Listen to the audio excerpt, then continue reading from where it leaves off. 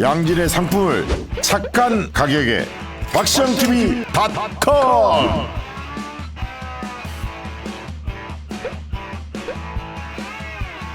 다양한 상품들, 식품, 건강, 생활, 쇼핑이 후원이다. 박시영TV.com.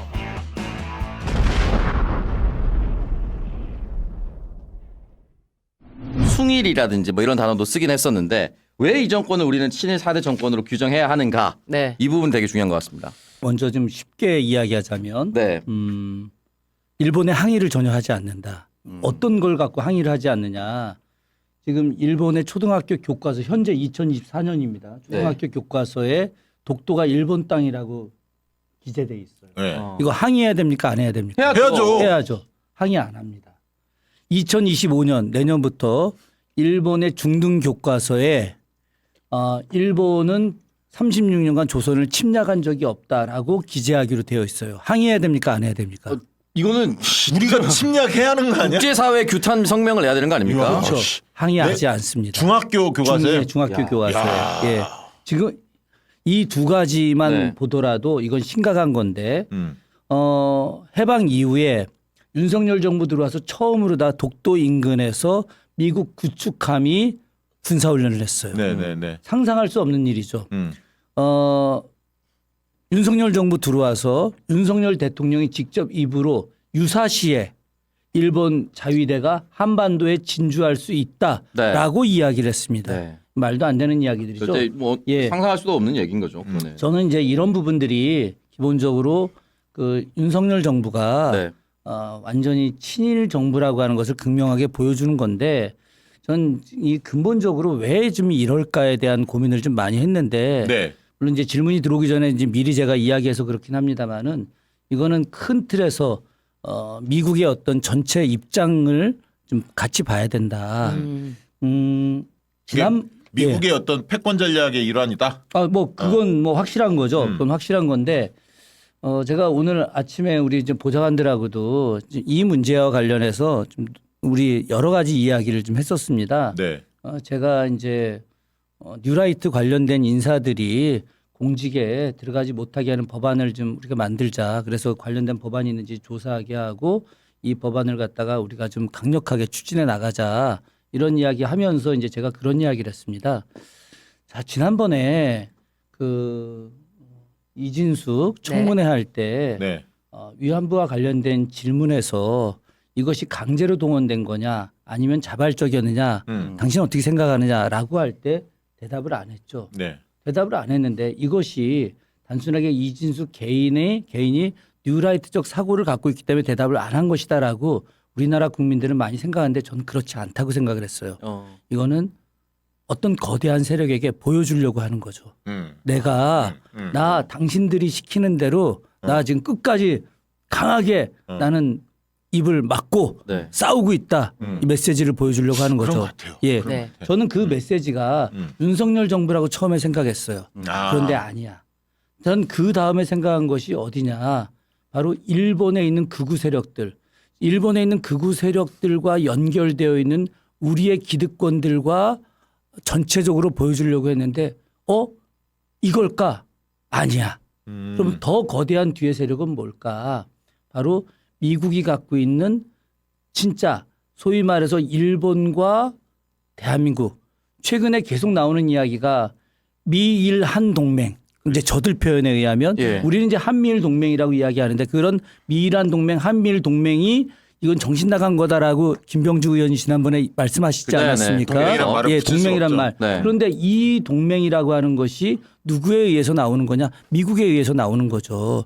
그러면 이 미국에 의해서 왜 이게 나오게 되느냐? 미국의 현재 경제적 입장이라든가 정치적 입장, 군사적 입장. 혹시 기사 보셨는지 모르겠지만 미국이 지금 군대를 자원하는 젊은이들이 없어요. 미국이 연방군들이 네. 지금 우리가 보고 있는 미군들 이건 정말 희귀한 사람들이 되어가고 있어요. 미국의 항공모함들이 제대로 운영이 안 됩니다. 왜? 승선이 안 되니까. 미국 항공모함 하나가 운영되려면 최소 3,000명 이상이 타야 되는데 네. 그 인원이 모집이 안 되는 거예요 지금. 전력 운영 체계에 구멍이 생겼네요. 그렇기 때문에 미국 입장에서는 일본을 통해서 러시아와 중국, 북한을 견제하게 해야 되는 거예요. 그러면 이들을 서포트는 누가 해야 돼? 한국이 해야 대한민국이 해야 되죠. 그런데 미국 입장에서는 일본과 대한민국을 통해서 이제 두 나라가 동맹 내지는 연합 체계를 갖고 해야 되는데 그런데 이 두 나라 사이에는 굉장히 중요한 문제가 하나 걸려 있어요. 그게 뭘까? 역사 문제입니다.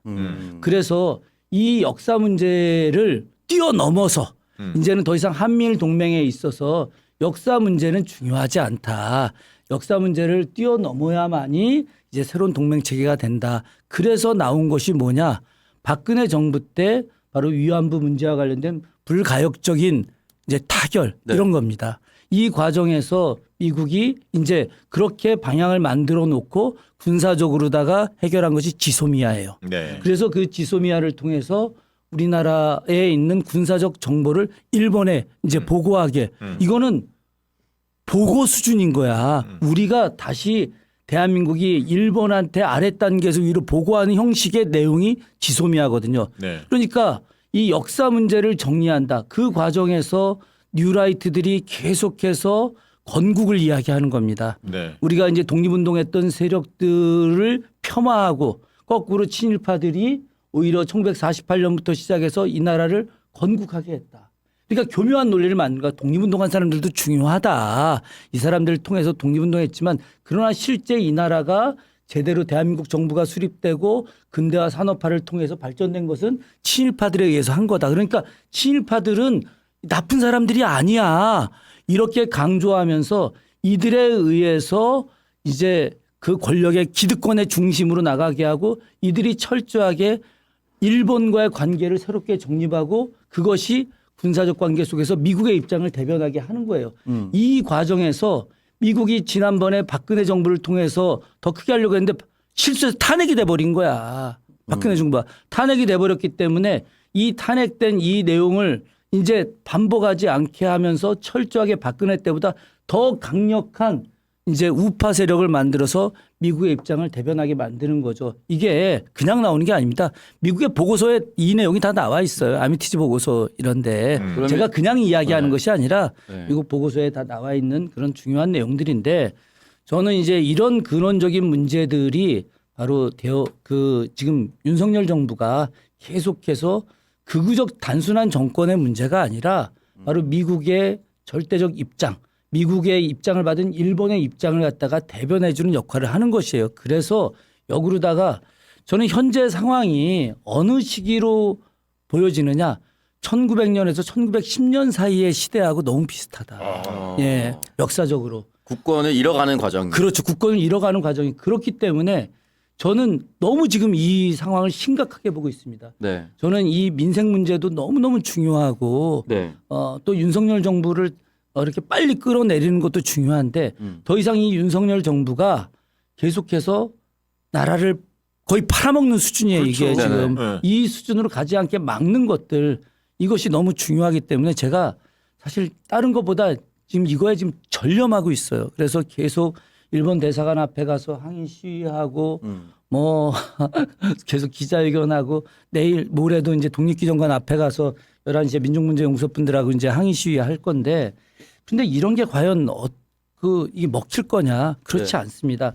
제가 작년에도 사도광산 가서 항의하고 일본 문부성 앞에 가서 항의하고 뭐 아무리 해도 이 사람들 들은 척도 하지 않아요. 저는 지금 이것을 국회의원 몇 명이 막 가서 하는 거 무의미합니다. 무의미하고 정말 이번에 이제 촛불부터 시작해서 우리나라 국민들이 일어나야 된다.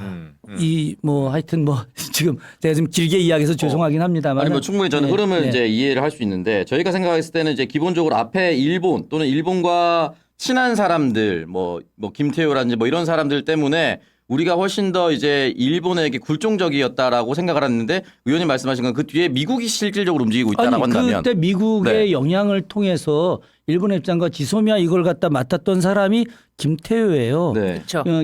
김태효 같은 사람들은 이제 그 일본에서 공부하고 온 사람들이고 게이오 대학에서 공부하고 왔죠. 전에 지금 일본 대사가 바뀌었는데 그 윤덕홍 전 주일 한국 대사 다 김태효하고 같이 게이오 대학 출신들인데 이 사람들이 특히나 더 친일적인 모습들을 보여주고 있는데 저는 뭐 좀 심하게 요즘 뭐 밀정 이야기 나오지 않습니까? 네. 네. 광복 회장인 그 이종찬 회장이요. 이종찬 회장이 밀정이 있을 수 있다 이런 이야기 하는데 그 밀정이 윤석열이야.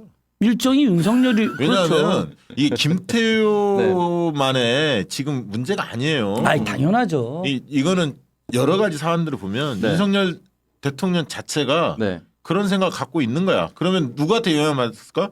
어렸을 때는 아버지. 윤기준 교수가 문부성 장학금 통해서 네. 네. 그 아버지 호수 때렸다고 하잖아요. 맞으면서 배운 거고 어렸을 때는 그렇게 추측이 돼. 그리고 나이 먹어서는 구구 유튜브 열심히 보고 있잖아. 김건희 영향 받아서 이게 다 일맥상통하는. 이제 이 극우 유튜버들이 일본을 칭찬하고 또 일본이 잘했다라고 요구하는 것들 이러면은 돈을 더 많이 받잖아요. 그죠? 지금 이상한 나라가 된 거예요. 아니 일본으로부터 장학생들, 일본 장학금 받는 애들, 정치인들, 학계 인사들, 교수들 많잖아요. 그러니까 굉장히 재미난 이야기 하나 할게요. 제가 실명을 거론할 수는 없는데 굉장히 진보적 인사입니다. 진보적 인사인데 그 아들이 동경대로 이제 유학을 가게 됐어요. 문부성 장학금을 받아서 네. 석사 박사를 동경대에서 했어. 네. 그런데 이 갔다 오고 나서 이 아들이 아주 대기업에 잘 취직을 했어요. 이분이 일본이 그래도 뭐 옛날 그건 했지만 괜찮은 나라야. 이렇게 우리나라 지원도 해주고 막 이런 식의 이야기인데 제가 이제 전에 글도 썼습니다. 윤석열 대통령이 일본의 고도의 전략의 마지막 최종 완성 작품이다. 문부성 장학금이 1967년인가 68년인가부터 시작했는데 어쨌든 공식적 기록에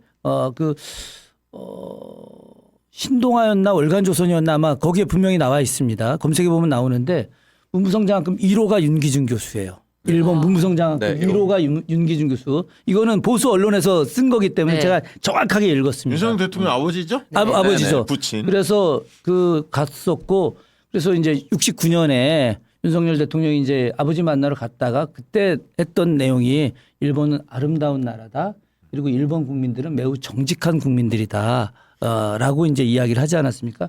일본 국민들이 뭘 정직해? 정직하지 않죠. 절대 정직할 수가 없고 우리나라 국민들이 일본에 대해서 굉장히 잘못 알고 있는 게 있습니다. 그게 어떤 거냐면 일본 사람들이 어떤 그 직업이 있다. 가령 뭐 대장장이다 혹은 뭐 그 스시를 만드는 사람이다. 뭘 만드는 사람이다. 장인들. 네. 그러면 이 사람들이 10대 20대를 계속해서 이어져 오고 있다. 이러면서 대단한 민족이다. 전혀 모르고 하는 겁니다.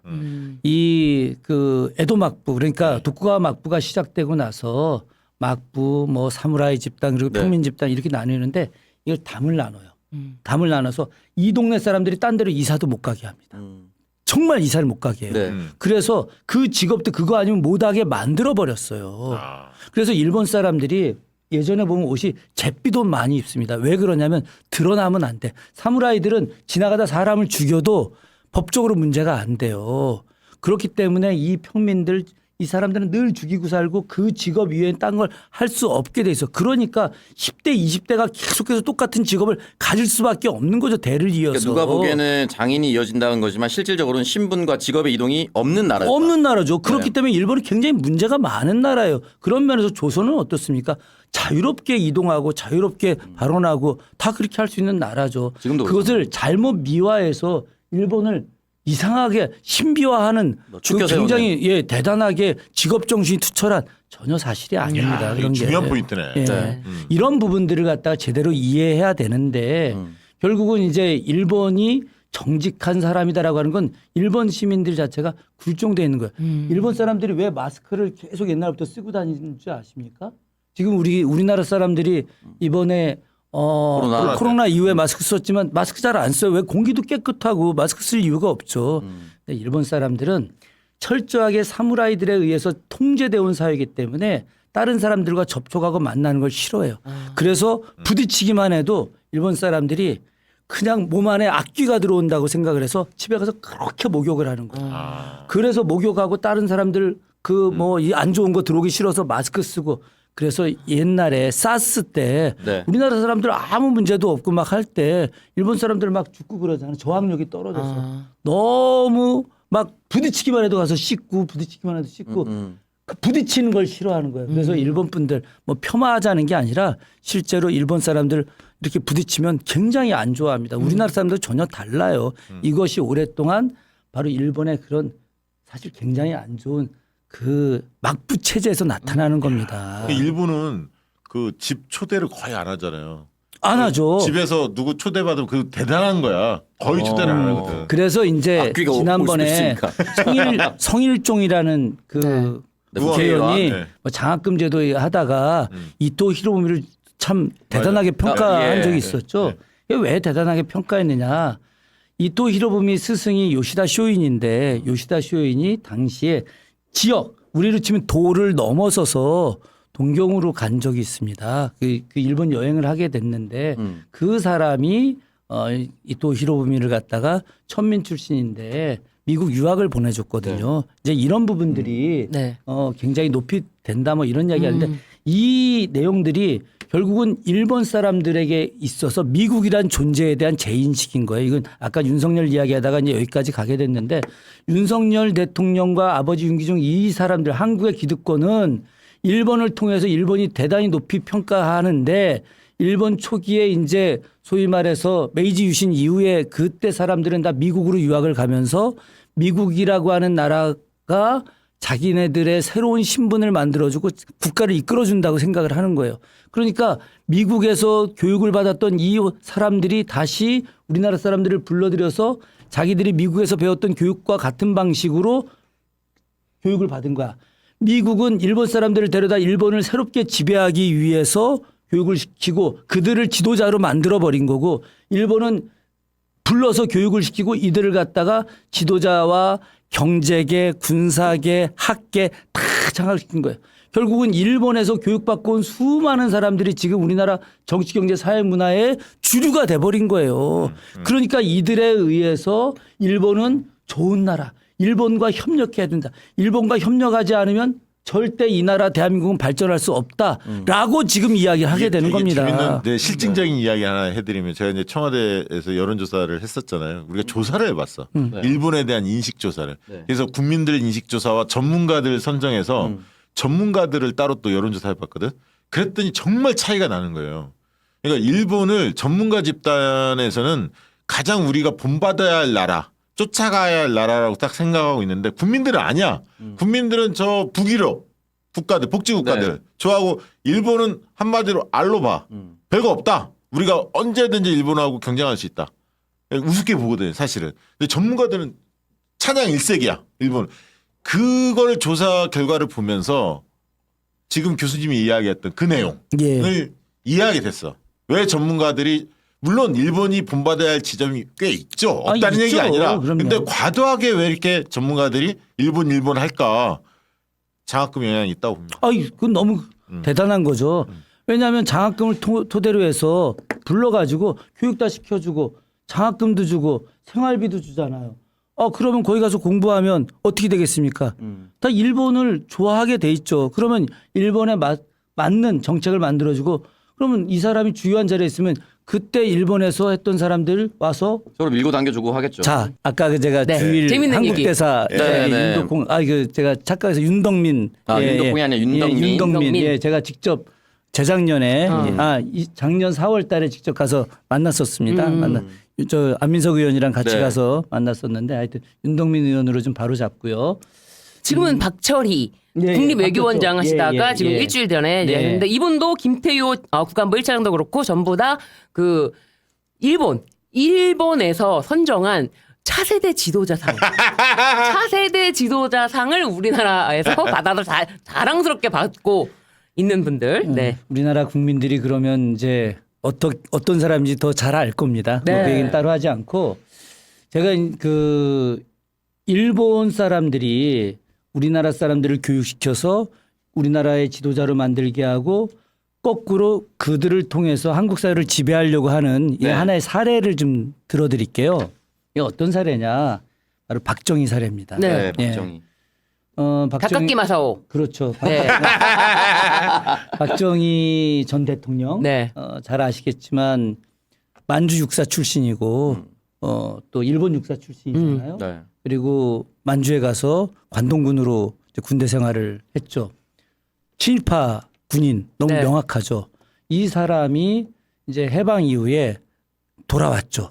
돌아왔다가 보니까 이거는 남로당이 많이 그 장악을 하고 있고 결국은 조선공산당 이 세력들이 한반도를 갖다 완전히 차지할 것 같다라고 판단을 해서 기회주의자였으니까 네. 그래서 남로당에 가입을 했죠.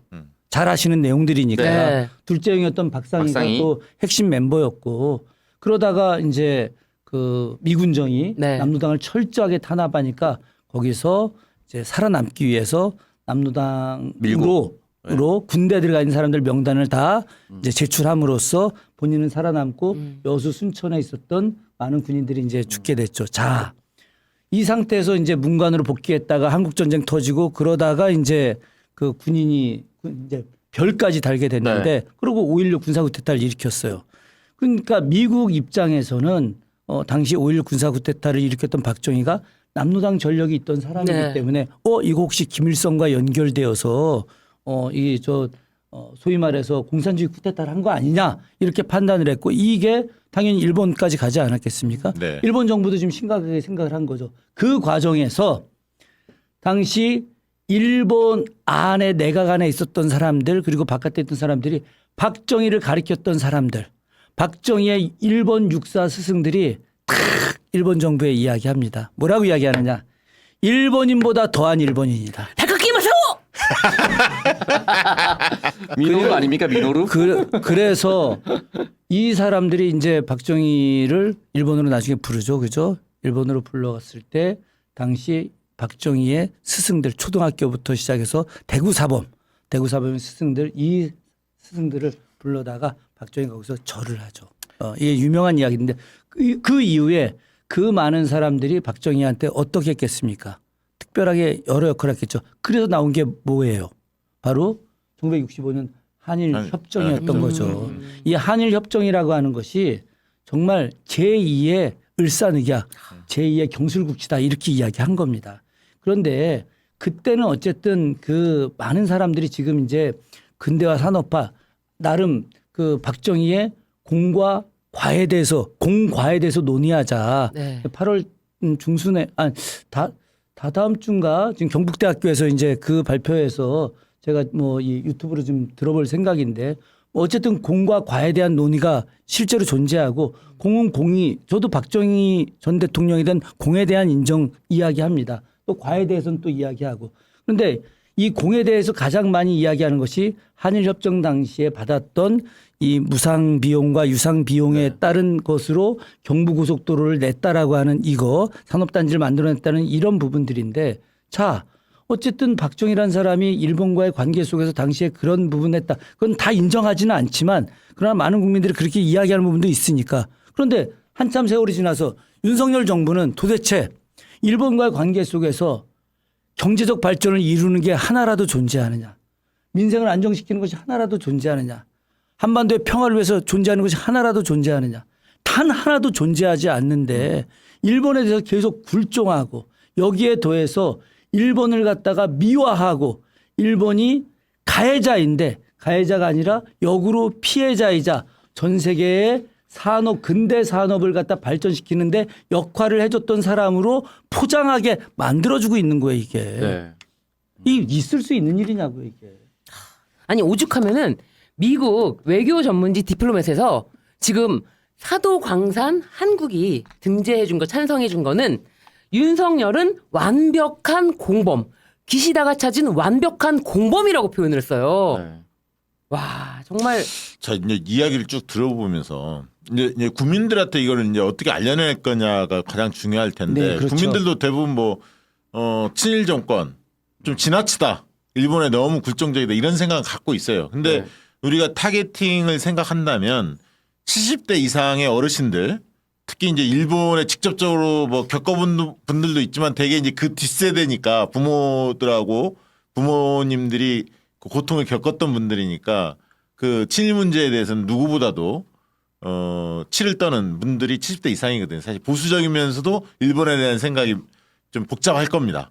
그리고 지금 젊은 세대는 일본에 대한 그런 저항감이 거의 없어요. 이 두 세대가 사실은 민주당 입장에서는 앞으로 굉장히 중요한 세대인데 어떻게 접근하는 게 좋겠습니까? 저는 이제 그 일본 문제를 갖다가 우리 젊은 사람들한테 이 자존감의 문제로 좀 접근시키는 게 좀 필요할 것 같다.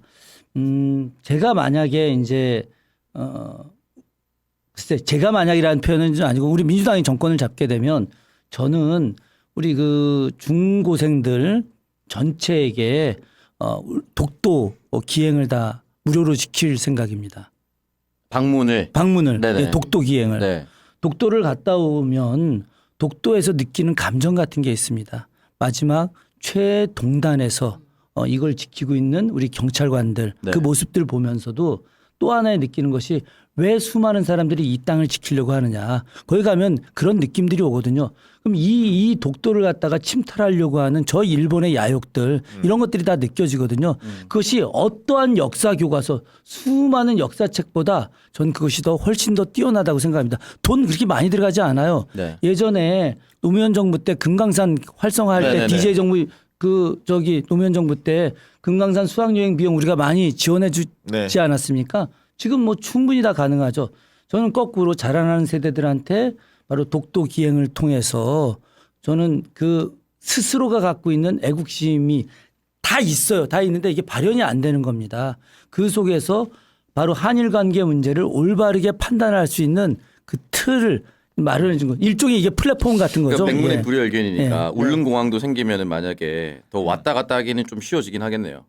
아 근데 뭐 그거는 이제 그 저기 플라잉기로 날아가는 거라 크진 않지만은 나중에 크게 되면 이제 우리가 단순하게 쾌속선이 아니라 큰 배들 뭐죠 그거 크루즈 같은 거 네. 그런 걸로 가서 거기서 이제 숙박하고 돌아오는 뭐 이런 방식도 가능하죠. 제가 최근에 그 황현필 선생 네네. 그 역사학자 황현필 선생과 만나서 이야기를 좀 나눠보니까 그분이 뭐라고 얘기하냐면 지금 초등학생들하고 중고등학생을 비교해 보면 오히려 중고등학생들이 역사 문제를 더 모른대.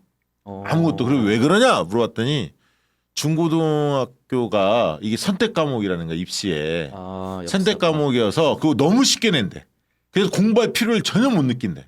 쉽게 얘기하면 맞습니다. 상식적으로 알만한 거 쓰면 다 통과되는. 그래서 이거를 필수 과목으로 바꾸지 않는 이상은 지금 해결점이 난망하다. 오히려 초등학교 학생들보다 더 왜냐하면 초등학교 때는 부모가 좀 신경 쓰잖아.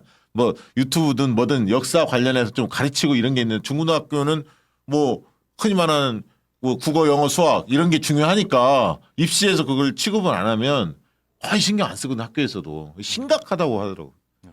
그래서 이제 그 문제는 그 문제대로 하고 네. 어르신들은 어떻게 바꿔야 돼요? 어르신들은 뭐 교육을 따로 할 수 있는 부분들은 아니죠. 아니 이분들이 좀 열받을 만 하잖아요. 윤석열 정권의 이런 친일 근데 저는 행각에 이제 대한. 그런 생각이 들더라고요. 우리가 요즘 굉장히 많이 하는 이야기 중에 하나가 우리가 빼앗긴 건 되찾을 수 있지만 내어준 건 되찾을 수 없다. 사실 이 말이 역사에 기록돼 있는 말이 아닙니다. 이건 잘 아시겠지만 미스터 선샤인에 나오는 네. 유진초의 이야기죠. 네. 그걸 쓴 분이 김은숙 작가예요. 네. 예, 아주 뛰어난 옛날에 네. 저기 시크릿 가든 네. 예, 이걸 썼던 작가가 김은숙 작가인데 김은숙 작가가 했던 이 이야기가 지금도 수많은 정치인들이 지금 쓰고 네. 또 많은 연설에서도 나오고 있지 않습니까? 저는 오히려 국뽕의 어떤 개념들이 아니라 그런 미스터 선샤인 같은 그런 멋진 드라마들 그 우리 한일 문제를 갖다 굉장히 비극적이면서도 앞으로 희망을 내어줄 수 있는 내용들 그리고 또 뭐 윤동주 시인의 죽음이라든가 아니면 당시 그 봉오동 혹은 청산리에서 정말 목숨을 걸고 싸웠던 수많은 사람들의 이야기 이 만주 용종에 가면 말입니다. 그 13명이 그 이제 일본 그 은행을 털어가지고 은행 돈을 기차로 가는 걸 털어가지고 그 돈을 빼서 독립운동하고 무기 살려고 하다가 다 죽은 그 이야기가 있어요. 그 내용의 모티브로 해서 만든 영화가 옛날 정우성 뭐 나왔던 놈놈놈이라는 영화. 예, 예. 그게 이제 모티브가 거기서 나왔던 건데 어쨌든 관련된 여러 영화라든가 좋은 드라마 이런 것들을 통해서 재미도 있지만 그러나 역사의 진실을 이야기하는 이걸 통해서 우리 어르신들도 함께 네. 배우고 깨닫게 하는 방식도 필요하지 않을까 딱 싶습니다. 한마디만 보태면 지난번 총선 때 민주당이 압승을 했는데 그 압승의 여러 원인 중에 하나를 친일 문제를 꼽는 분들도 꽤 있습니다. 그러니까 그것을 티를 안 내지만 정권에 대해서 윤석열 정권에 대한 그 실망과 분노가 친일 문제도 상당히 영향을 끼쳤다 이렇게 분석하는 분들도 있거든요. 그러니까 그 민주당이 그 어르신 세대 공약법을 좀 생각해 볼 필요가 있어요. 숙제로 좀 던져드립니다. 저는 굉장히 네. 중요한 말씀이라고 생각을 하고요. 앞으로 지금 이 윤석열 정권은 이 일본과의 어떤 관계를 갖다 더 노골화할 겁니다. 지금 현재 사도광산 세교산 등재 문제 뭐 할 얘기가 굉장히 많이 있는데 이거는 아무것도 아닙니다. 앞으로 더 많은 것들을 내어줄 거예요. 지금 대법원에서 2023년 판결 났던 미쓰비시 등 전범 기업들 당시 강제징용했던 기업들에 대해서 배상하라고 하는 것까지 다 뭉개고 있지 않습니까? 네, 네. 이런 것들도 저는 아주 낮은 단계일 수 있다. 앞으로 더 많은 일들이 윤석열 정부가 할 것이고 그렇게 되면 지금 일본과 관련된 이 분노감 이런 것들이 우리 국민들이 정말 이제 나타날 거다. 그런데 이것을 갖다가 어떻게 조직화할 거냐. 네. 이 부분을 갖다가 어떻게 국민들이 다 들고 일어나게 할 거냐. 이거는 사실 우리들이 만들어야 될 중요한 내용이라고 생각을 합니다. 좀 있으면 이제 광복절도 네. 있는데 계속해서 친일 논란이 커지고 있습니다. 네. 얼마 전에 그 사도광산 네네. 세계 그 유네스코 세계 문화유산 등재 관련해서 네. 또 윤석열이 큰 역할을 했죠. 일본 편 든 거 아닙니까? 네, 그렇습니다. 강제 이런 네. 내용들 다 빠지고 거기에 찬성표 던져갖고 네. 노골적으로 일본 편을 들었고 또 최근에 더 열받은 일 중에 하나는 독립기념관 관장에 네. 류라이트 교수인 김영석 교수를 임명을 했습니다. 네. 이것도 참 다른 자리도 아니고 독립기념관 관장 자리에 이런 친일 논란 어떻게 보고 계십니까?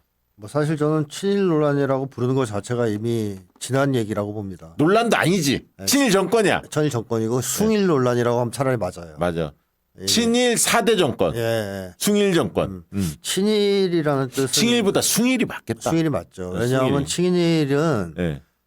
나름대로 자기 이익 때문에 일본에 가서 붙는 거거든요. 그렇죠. 예를 들면 이완영이가 네. 처음에는 네. 친러파였잖아요. 예, 친러파였지. 친러파. 친러파. 그러다가 보니까 노일 전쟁에서 일본이 이겨버리네. 일본이 힘이 세네. 아, 일본에 가서 붙어야지. 친일파가 됐고 이 친일파들이 해방 이후에 미국이 또 일본을 꺾으니까 친미파가 된 거 아닙니까? 그렇죠.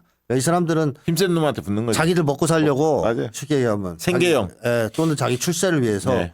그쪽에 붙는 사람들이에요. 네, 역사를 배반하고 민족을 네. 배반하고. 그러니까 나름대로 어떻게 보면 합리성은 있는 거죠.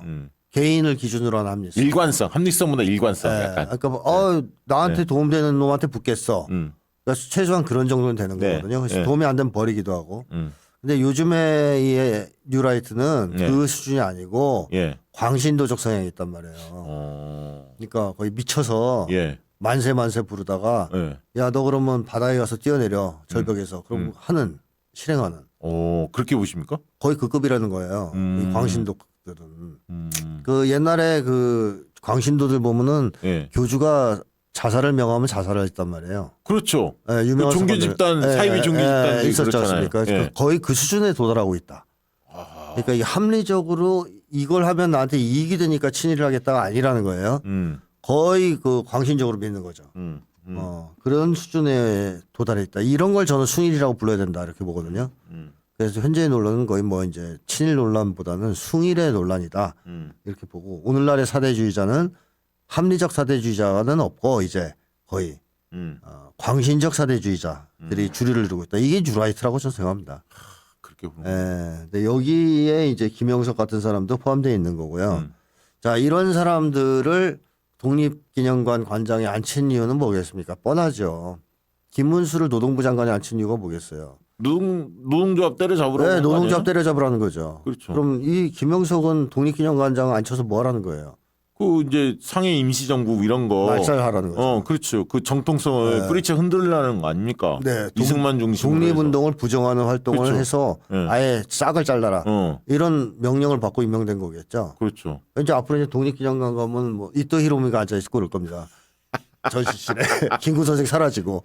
야, 그 거기 가서 우리가 또 폭탄 던져야 돼? 어떻게 해야 돼? 아니 진짜. 모르죠. 이 사람이 먼저 불을 지를 수도 있어요. 아유, 나 독립기념관을 진짜. 없애려고.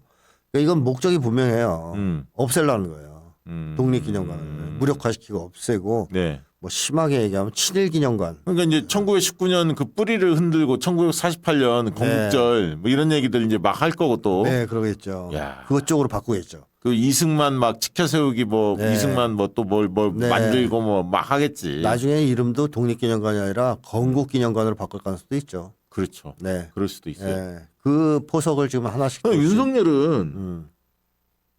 어떤 사람한테 영향받았다 보세요 개인적으로? 그런 아버지? 아버지 영향이 좀 크다. 아버지가 친일 쪽이잖아요. 네네. 약간 사관이 그런 느낌이 들죠. 네네. 일본에 유학도 갔다 오신 갔다 분이고. 왔고. 그래서 일본에 대해서 윤석열이 아름다운 나라라 그랬나 일본에 갔을 때. 뭐 하여튼 어릴 때부터 동경했다는 표현을 쓴 적이 뭐, 있어요. 호수로 맞으면서 계속 교육을 받았을까요? 아 그거는 안 때려도 돼요.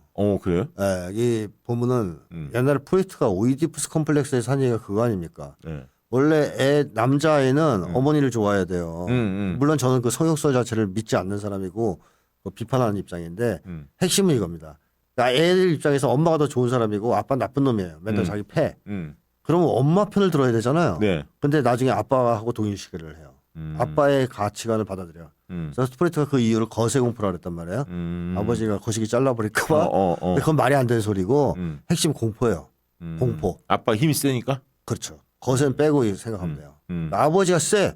너무 세서 아버지하고 싸울 수는 없고 결국 어머니 편을 들다가 맞아 죽게 생겼거든 자기가. 그 공포를 못 이겨서 아버지와 동일시를 한다. 즉 아버지의 가치관 이념을 다 받아들인다는 거거든요. 이 얘기를 프로이트가 처음에 이제 어쨌든 성역설에 기초해서 했고요. 네. 잘못된 성역설 때문에 이제 별로 칭찬을 못 받았지만 에리 프롬이 그 후에 똑같은 얘기를 했죠. 사람들이 왜 이상한 걸 받아들이느냐. 제일 큰 이유는 결국 공포 아니냐. 그런 얘기를 했습니다.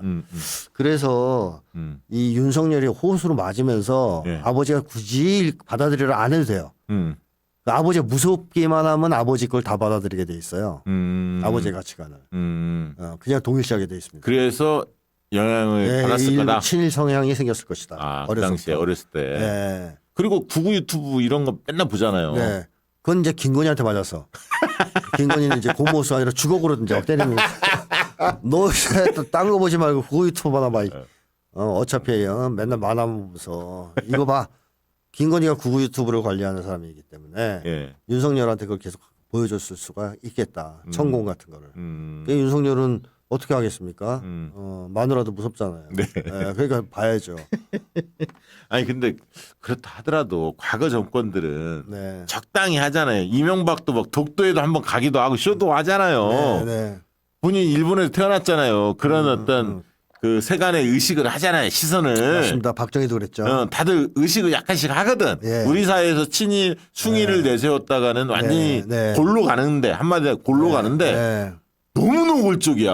네. 이 정권은 겁이 없어. 네. 이렇게까지 막 나가는 이유는 뭡니까? 저는 가장 큰 이유가 역시 처벌을 받지 않았어라고 봅니다. 그러니까 70년 동안 처벌을 받은 적이 없어요. 한 번도 제대로. 그렇죠. 친일 세력을 제대로 끊어내지 못했죠. 네, 우리가. 뭐 소위 얘기하면 역사적으로. 적폐청산을 못한 거예요. 그렇죠. 옛날식으로 얘기하면 그러니까 적폐청산을 한 번이라도 성공적으로 해서 주류 세력의 교체가 있었다면 이렇게 나대지 못합니다. 그렇죠. 지금 뭐 불화 받았던 네. 적산불화 뭐 이런 부분부터 시작해서 네. 엄청 그 친일 세력들이 떵떵거리고 살고 있잖아요. 지금도 그렇습니다. 독립 네. 그 후손들은 네. 독립운동한 후손들은 정말 없이 살고 힘들게 살고 있고 배우지도 못하고 돈도 없고. 그렇죠. 그래서 그 해방 이후에 이놈들이 숨죽이고 살면서 떵떵거리다가도 4.19가 한번 터지면 어이쿠야 그렇지. 이거 어떡하지? 나라가 뒤집어지고. 그러다 또 이제 좀 살다가 응. 광주항쟁 터지면 또 어이쿠야. 그렇지. 87년 6월 항쟁 터지면 어이쿠야 이런 게 있었잖아요. 촛불 집회 터지면 또. 어이구야. 근데 그러네. 지금 보니까 얘들이 딱 보니까 이제 물 건너가는 것 같은 거야. 그런 게. 그렇게 해서 세상이 뒤집혀가지고 우리가 처벌을 받을 수 있는 가능성이 이제 거의 없다. 영원히 우리 세상이 이제 열릴 것이다. 그럼 대놓고 하자. 대놓고 하자니까. 야 그럼 우리가 왜 숨죽여서 이러고 마음 졸이고 살아야 돼? 당당하게 내놓고 오히려 인정받는 게 낫지. 이런 쪽으로 하나가 바뀐 게 크다라는 거고 또 한 가지는 사람들이 개인주의화가 자꾸 진행되다 보니까 네. 공동체의식이 점점 약해지거든요. 네. 그러니까 옛날에는 민족을 건드리거나 이러면 난리가 났단 말이에요. 그렇죠. 발끈했죠. 네, 근데 지금은 젊은 세대로 가면 갈수록 희박해요. 그렇죠. 그 반일 정서가 확실히 젊은 층은 좀 덜하더라고요. 네, 덜해요. 희박해요. 그러니까 민족을 중심으로 생각하는 게 별로 없어요. 개인 중심이지. 먹혀요. 그러니까 얘들 논리가. 그 전까지 씨알도 안 먹혔거든요. 일본이 뭐 근대화를 시켜줬다는 그러면 맞아 죽을 수가 있었는데 지금 젊은 애들은 그래? 그럼 좋은 거 아니야? 왜냐하면 얘들도 나라보다는 개인이니까. 그러니까 이러면서 이 말도 안 되는 뉴라이트가 사람들한테 영향을 미칠 수 있는 가능성이 열렸다. 개인주의 시대가 열리면서. 개인주의 시대가 열려서. 그러니까 사회적으로 영향력이 좀 생기니까 이거 되네 하는 생각할 거 아닙니까? 네. 그래서 그런 측면에서 애들이 활개를 치는 것도 있습니다. 그러네요. 그래서- 그런 측면도 있구나. 그래서 공동체가 와야 되는 게 여러모로 안 좋습니다. 지금 혐중 혐일 네네. 양쪽 생각을 가진 정서를 가진 네. 세력들이 있잖아요. 일본을 싫어하는, 네. 중국을 싫어하는 네. 이런 대립도 있다고 느껴지세요? 네, 좀 있죠. 대체로 혐일은 역사적 경험에 뿌리를 두고 있고, 네. 우리 뭐 과거의 역사가 있으니까 네. 또 현재 상황에도 뿌리가 있습니다. 일본 군국주의화 때문에 이제 혐일이 있죠. 만약에 일본이 철저히 반성하고 군국주의 길을 추구하지 않는다면 혐일은 사실 사라질 수도 있어요. 네, 36년 잊을 수도 있습니다. 지금 잘하면. 근데 지금 아니거든요. 반성은 안 하죠. 안 하고 있어요. 일본이. 예, 오히려 재침 야망을 불태우고 있기 네, 때문에 네. 이런 게 복합되면서 생긴 거고 매우 합리적인 감정이죠. 그렇죠. 예. 그래서 이 성향은 극소수의 이 김영석류, 윤석열 부류를 뺀 나머지는 거의 대부분 갖고 있다고 봐야 됩니다. 혐일은. 그렇죠. 그러니까 젊은 애들이 아무리 민족 의식이 없다 그래도 일본 별로 안 좋아합니다. 아니 그 나이 먹은 사람들 중에 네네. 일본이 한 번 더 침략하면 네. 나라도 총 들고 나가겠다 이런 분들이 있잖아요. 사실 일본에 대해서는. 그럼요. 예. 네. 근데 거기에 비해서 혐중은 예. 뿌리가 뭐냐면 최근 들어 심해진 미중 갈등이 뿌리라고 저는 생각합니다. 그러니까 미국이 세계 제패의 야망을 추구하는 데서 가장 큰 걸림돌로 여기는 게 중국 아닙니까? 그렇죠, 그렇죠. 다들 아시다시피. 예. 근데 중국을 엄청 때려요. 중국을 때리면서 중국에 대한 여러 가지 악선전 같은 걸 많이 해대고 그렇죠. 있는데 신냉전 시대가 네. 돌입하면서 그렇게 됐죠. 한국은 미국의 영향을 엄청나게 받는 나라. 그러네요. 그런 면도 있겠네요. 네. 그러니까 그래. 중국의 나쁜 면이 크게 부각되는. 엄청 부각시키는. 뭐 예를 들어 대표적인 코로나였죠. 코로나가 그렇죠. 우한에서 박쥐 때문에 우한 시작- 폐렴 뭐 이런 얘기 나왔었죠. 근데 사실 최근에 조사들에 의하면 코로나는 거의 미국이 만든 것으로 의심이 되고 있단 말이죠. 최근에는 여러 연구 결과. 근데 확실한 근거 없이 일단 중국 쳐요. 그래서 나쁜 건 다 중국을 칩니다. 그렇죠. 그런 것들이 최근에 한국 내에서의 혐중 정서를 유발하는데 상당한 정도로 영향을 줬다. 진짜 우리 젊은이들도 중국이 여러모로 엄청나게 비약적으로 발전하고 있잖아요. 네, 네. 우주 뭐 이런 시대에 여는 것도 네, 그렇습니다. 막 우리하고는 차원이 다르거든. 네. 근데 물론 이제 우리가 더 잘하고 뛰어난 면도 많이 있죠. 여전히 중국에 비해서 경쟁 위에 있는 게 많이 있지만 중국을 무시하면 안 되거든. 그렇습니다. 근데 너무 무시해. 그렇죠. 응. 네. 그렇게 잘못 가다가는 큰일 이제 났죠. 안보 정책, 외교 정책에서 큰일 날 수가 있거든. 맞습니다. 경제도 마찬가지고. 청나라 무시하다가 털렸잖아요. 네. 병자호란. 예. 그걸 당할 수가 있죠. 맞아요. 똑같은 경우는 아니지만 비슷하게. 예. 물론 중국도 동북공정 같은 걸 추진하면서 우리 감정이 안 좋죠. 건드린 게 있어요. 고구려 역사 뭐 이런 정도. 우리 한국 사람들은. 예. 그런 것도 있지만 더 큰 것은 그 미중 갈등이 저는 원인이다라고 그 보고. 맞는 것 같아요. 예. 그게 맞는 것 같아요. 그러다 보니까 대체로 예. 중국에 대해서 굉장히 싫어하는 사람들은 친미 성향이 강한 사람들이에요. 네, 맞아요. 그것도. 우파가 좀 싫어해요, 더 예, 많이. 예, 예. 그리고 젊은이들이 좀 싫어하는 것도 있거든요. 이 예, 사람들이. 젊은 사람 좀 후지다라는 개념이 있죠. 그리고 뭐 이제 김치 막 예, 이런 문제들, 맞습니다. 막 그 위생 문제, 네, 네. 식품에 대한 뭐 네. 이런 것도 있고. 근데 그것도 언론들이 많이 자극적으로 좀 부각시킨 게 있어요. 젊은이들을 또 선동하려고. 과거에도 저는 많이 달라진 거 보시면 미세먼지 가지고 이제 중국의 원인 네, 여러 그랬죠. 원인이 그랬죠. 있지만 중국의 원인도 컸거든요. 네, 근데 지금 미세먼지 확 줄었어. 네. 중국 스스로가 정화했죠. 정화했죠. 베이징의 네. 주변에 네. 공장들도 다 치우고 막 이러면서. 네, 네. 그러니까 이제 달라지거든 중국도 약간씩. 그럼요. 네.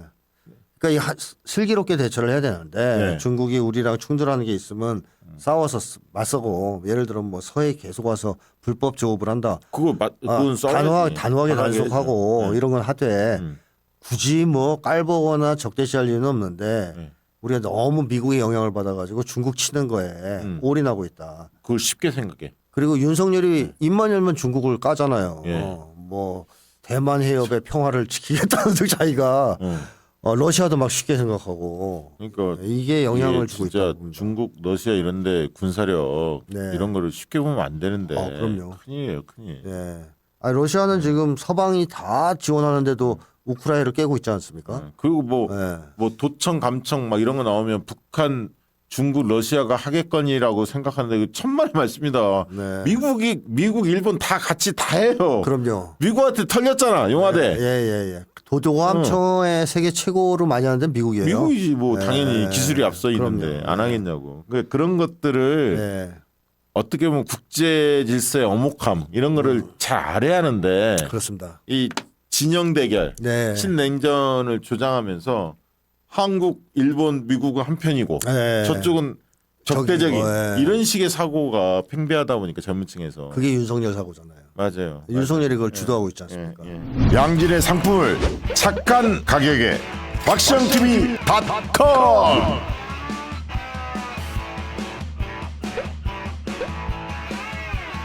다양한 상품들 식품 건강 생활 쇼핑이 후원이다 박시영TV.com